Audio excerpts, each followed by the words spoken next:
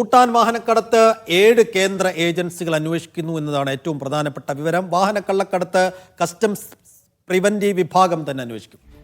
Motor വാഹന വകുപ്പ് ഉദ്യോഗസ്ഥർക്കെതിരെ ഇതിനിടെ പരാതി ഉണ്ടായിരുന്നു. ആ പരാതി CBIയും ഒപ്പം തന്നെ കള്ളപ്പണ ഇടപാടുകൾ EDയും അന്വേഷിക്കും എന്നുള്ള വിവരങ്ങൾ കൂടിയുണ്ട്.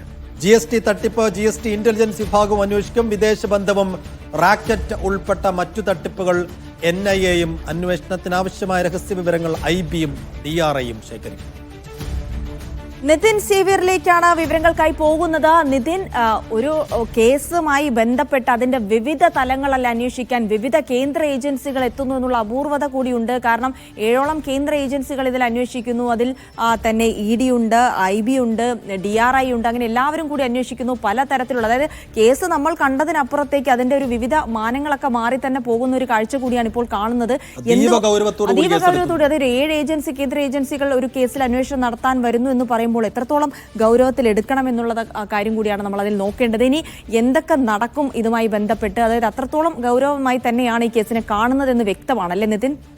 ഇതുവരെയുള്ള പുരോഗതിയും നിതിൻ തീർച്ചയായും അങ്ങനെ തന്നെയാണ് കരുതേണ്ടത്. അതായത് കഴിഞ്ഞ ദിവസം തന്നെ നമ്മൾ കണ്ടതാണ്. അതായത് ഇത് ഭൂട്ടാൻ പട്ടാളം ലേലം ചെയ്ത വാഹനങ്ങൾ എന്നതിനും അപ്പുറം വലിയൊരു രാജ്യാന്തര വാഹനമോഷണ സംഘം ഇതിന് പിന്നിലുണ്ട് എന്ന് കഴിഞ്ഞ ദിവസം തന്നെ കസ്റ്റംസിൽ നിന്ന് നമുക്ക് വിവരം ലഭിച്ചിരുന്നു. അതായത് 117 വാഹനങ്ങൾ മാത്രമാണ് കഴിഞ്ഞ 13 വർഷത്തിനിടെ ഭൂട്ടാൻ പട്ടാളം ലേലം ചെയ്തിട്ടുള്ളത്. പക്ഷേ ഇന്ത്യയിൽ കഴിഞ്ഞ 5 വർഷത്തിനിടെ ഭൂട്ടാൻ പട്ടാളത്തിന്റെ എന്ന പേരിൽ വിറ്റിരിക്കുന്ന വണ്ടികൾ അത് ഏകദേശം 1000-ലധികം വണ്ടികളാണ്. അപ്പോൾ തന്നെ ഇതിന് പിന്നിൽ വലിയൊരു രാജ്യാന്തര വാഹന മോഷണ റാക്കറ്റ് ഉണ്ട് എന്നത് കൃത്യമായി കസ്റ്റംസിന് തന്നെ ബോധ്യമുള്ളത് തന്നെയാണ്. അതുകൊണ്ട് തന്നെയാണ് ഇത്തരത്തിൽ ഇപ്പോൾ വിപുലമായ അന്വേഷണത്തിലേക്ക് കസ്റ്റംസ് അടക്കം 7 കേന്ദ്ര ഏജൻസികൾ വരുന്നത്. നിലവിൽ ഈ കള്ളക്കടത്ത് സംബന്ധിച്ച് തെളിവുകൾ കണ്ടെത്തുകയും കള്ളക്കടത്തും നിലവിൽ അന്വേഷിക്കുന്ന കസ്റ്റംസ് പ്രിവന്റീവ് വിഭാഗം തന്നെയായിരിക്കും. പ്രോസിക്യൂഷൻ നടപടികൾ സ്വീകരിക്കുകയും കസ്റ്റംസിന്റെ പ്രിവന്റീവ് വിഭാഗം തന്നെയായിരിക്കും. ഇതിനോടൊപ്പം തന്നെയാണ് മറ്റ് അന്വേഷണ ഏജൻസികൾ കൂടി ഈ കേസിലേക്ക് വരുന്നത്. വിദേശ ബന്ധമുള്ള തട്ടിപ്പും റാക്കറ്റ് ഇടപെട്ടിട്ടുള്ള മറ്റ് കുറ്റകൃത്യങ്ങളും, അതായത് ഈ ലഹരി ഇടപാടുകൾ, സ്വർണ്ണക്കടത്ത് തുടങ്ങിയ ആരോപണങ്ങളൊക്കെ നേരത്തെ കസ്റ്റംസ് തന്നെ ഉന്നയിച്ചിരുന്നു. അപ്പോൾ ഇത്തരം ആരോപണങ്ങളൊക്കെ തന്നെ അന്വേഷിക്കുന്നത് ദേശീയ അന്വേഷണ ഏജൻസിയായ NIA ആയിരിക്കും. ഒപ്പം തന്നെ ഈ റാക്കറ്റിന്റെ കള്ളപ്പണ ഇടപാടുകളും കള്ളപ്പണം കൈകാര്യം ചെയ്യുന്ന രീതിയും അന്വേഷിക്കാനായി എൻഫോഴ്സ്മെന്റ് ഡയറക്ടറേറ്റും ഈ കേസിലേക്ക് വരും. വലിയ തോതിലുള്ള കള്ളപ്പണം ഈ വാഹനം വാങ്ങുന്നതിനും വിൽക്കുന്നതിനും ഒക്കെ ഉപയോഗിച്ചു എന്ന സംശയം കൃത്യമായി അന്വേഷണ ഉദ്യോഗസ്ഥർക്കുണ്ട്. ഒപ്പം തന്നെ ഈ പരിവാഹൻ സൈറ്റിൽ വാഹനങ്ങളുടെ രേഖകളിൽ ക്രമക്കേട് നടത്താൻ അല്ലെങ്കിൽ കൃത്യമായി രേഖകൾ ആഡ് ചെയ്യാനൊക്കെ ഈ മോട്ടോർ വാഹന വകുപ്പ് ഉദ്യോഗസ്ഥർ സഹായിച്ചു എന്ന തോതിൽ കസ്റ്റംസ് കണ്ടെത്തിയിട്ടുണ്ട്. പ്രധാനമായും ഈ ഷിംല റൂറലിലെ മോട്ടോർ വാഹന വകുപ്പ് ഉദ്യോഗസ്ഥർക്കെതിരെയാണ് ഇത്തരത്തിലുള്ള ഒരു ആരോപണമുള്ളത്. ഇത് അന്വേഷിക്കാനാണ് CBI ഈ കേസിലേക്ക് വരുന്നത്. ഒപ്പം തന്നെ അന്വേഷണത്തിന് ആവശ്യമായ രഹസ്യ വിവരങ്ങൾ ശേഖരിക്കാൻ കേന്ദ്ര രഹസ്യാന്വേഷണ ഏജൻസിയായ IBയും ഡയറക്ടറേറ്റ് ഓഫ് റവന്യൂ ഇന്റലിജൻസ് എന്നിവരുടെ സേവനവും തേടാൻ കസ്റ്റംസ് നിലവിൽ തീരുമാനിച്ചിട്ടുണ്ട്. മറ്റൊരു പ്രധാനപ്പെട്ട കാര്യം ഒപ്പം നിതിൻ, ഇതുവരെയുള്ള കേസന്വേഷണത്തിന്റെ പുരോഗതി എങ്ങനെയാണ്? അമിത് ചക്കാലക്കലിനെയും ഒപ്പം തന്നെ ദുൽഖർ സൽമാന്റെയും വാഹനങ്ങളൊക്കെ കസ്റ്റഡിയിലെടുത്തിരുന്നു. അതിനെതിരെ ദുൽഖർ സൽമാൻ കോടതിയിൽ തന്നെ അതിനെ ചാലഞ്ച് ചെയ്യാൻ ഒരുങ്ങിയതൊക്കെ നമ്മൾ കണ്ടതാണ്. ഒരു മാഹിനുമായി ബന്ധപ്പെട്ടൊക്കെ അന്വേഷണം വേറൊരു വഴിയിലൂടെ സഞ്ചരിച്ചിരുന്നു. റൈറ്റ് നൗ ഇതുവരെയുള്ള അതിന്റെ പുരോഗതി എങ്ങനെയാണ്?